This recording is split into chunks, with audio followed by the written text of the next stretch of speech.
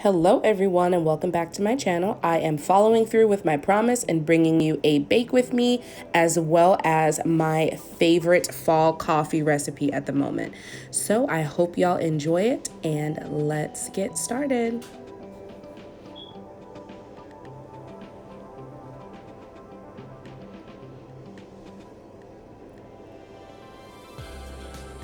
So to start, I am going to rinse off 5 apples. I already kind of soaked these the other day. These are actually fresh from an apple orchard that we went to here in Minnesota. The 4 big ones are all Honeycrisp apples, and then that little one that's right in the middle is called a Sweet Tango apple. And oh my gosh, it is so good. It can only be found here in Minnesota, so I am told. But the Honeycrisp apples you can find all over the place. The recipe that I've used before did call for Granny Smith apples, but I like Honeycrisp, so that's what I'm using. Now, after you rinse off and or soak your apples, you're going to want to peel them. I am going to peel one here just for time's sake because my peeler was being a real pain in my butt. Oh my goodness. I guess this thing is just getting old. I need to get a new one. But you're going to want to peel your apple. You can also do this with a knife if you do not have a peeler, or if you're old school like my mom and you use a knife.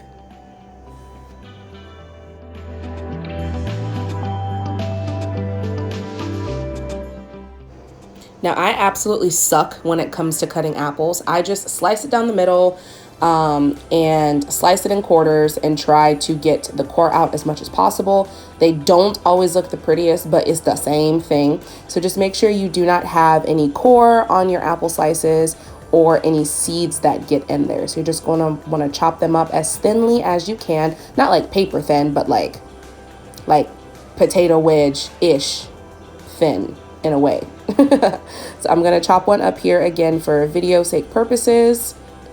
I just got these new cutting boards. My husband got them for me. I have a little one for my fruit, a medium one for my vegetables, and a big one for my meat. So these actually came from Target. So thank you, honey, for my cutting boards. So after you have chopped up all your apples, here are all of mine. They're sliced up pretty good, kind of shape. You're going to want to grease a pan. I'm using this big old glass pan. I am just using butter. You can use shortening if you'd like. You can use a little bit of coconut oil just to keep it a little bit on the lighter side. I mean, come on, it's apple crisp, but still, whatever you're fancy. Dump on some sugar. I'll leave all the measurements down below for everyone.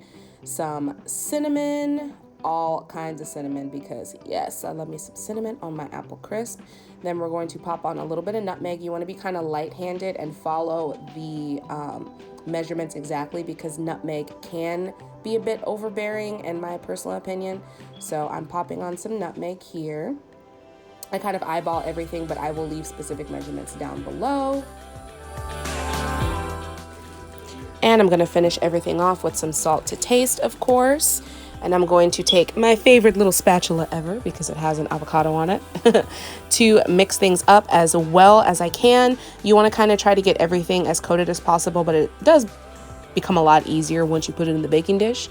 But just toss everything around, and you're going to bring your baking dish back over and dump all of those nice cinnamony, nutmeggy coated apples into the baking dish. I kind of tried to flatten things out because this is such a big baking dish, and because I did use so many and like such big apples, so I tried to kind of flatten everything out so it would cook evenly. And for the crisp topping, I'm going to add some oats. These are quick oats. You can use rolled oats if you would like, but this is what I had on hand.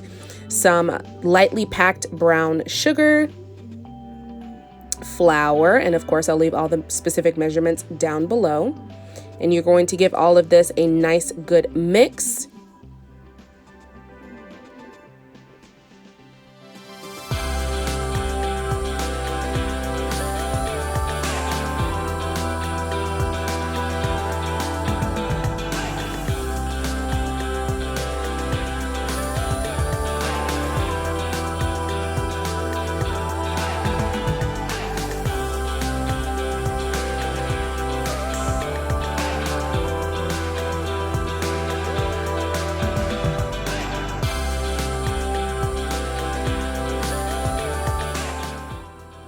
Once everything is nice and mixed together, you are going to take some butter. I went ahead and put mine in the fridge, but I did cube everything up, chopped it before, and then put it in the fridge. And you're going to use your hands to mash everything together and kind of make little, not granules, but you just kind of want to coat all of the butter.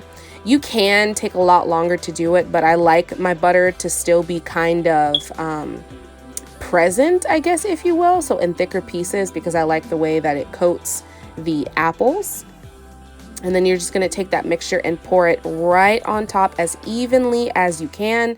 I was having a hard time because of the way I was filming, so I poured some of it on top, as you see, and then I do the rest off camera just because it was kind of a pain in the butt.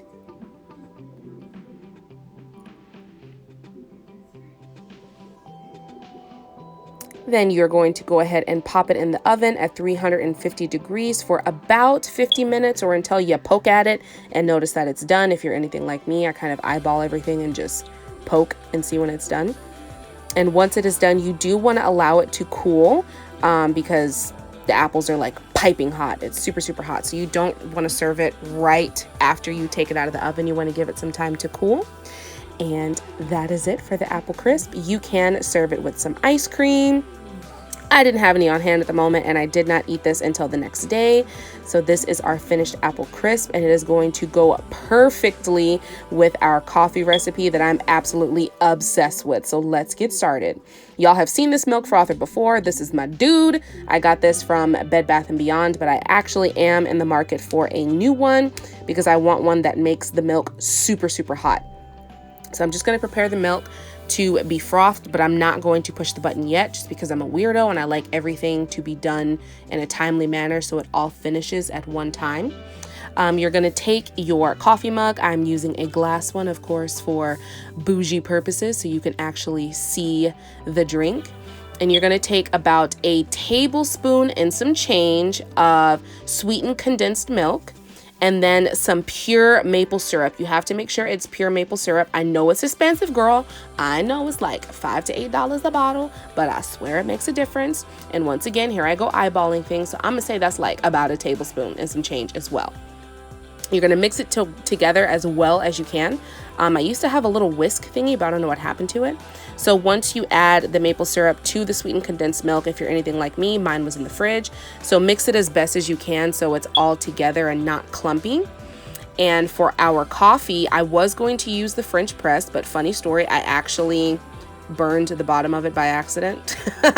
So I'm just going to use the 8-ounce coffee button on my Keurig with any coffee that you like. This is the Fall in Love coffee that I purchased from TJ Maxx. I believe I mentioned it in my fall haul video or my coffee station video. I don't remember, but this one is really good. You do want to use as strong of coffee as you can because this is a latte. And after your coffee has brewed, you're going to go ahead and take your frothed milk and pour it right on top. I like to try to pour it as nicely as I can, but for filming purposes, I kind of just had to dump it on there. And to finish everything off, you're going to top it with some cinnamon. You can add whipped cream, but I can't stand whipped cream, okay? I do not like whipped cream. So I'm going to top the cinnamon off here and give it a little swirl. And I have coined this drink as a sweet maple latte. I don't know if that's like a drink at Starbucks or somewhere else, but I absolutely love it. Let me know if y'all try these recipes out, if you try this coffee out, because it is amazing. Please tag me in pictures or videos or whatever. Shoot me a message because I love to see when y'all use the recipes that I give you because I just love to cook and I love coffee. So thank y'all so much for the continued love and support. Don't forget to comment, like, and subscribe, and I will see y'all in my next video. Bye.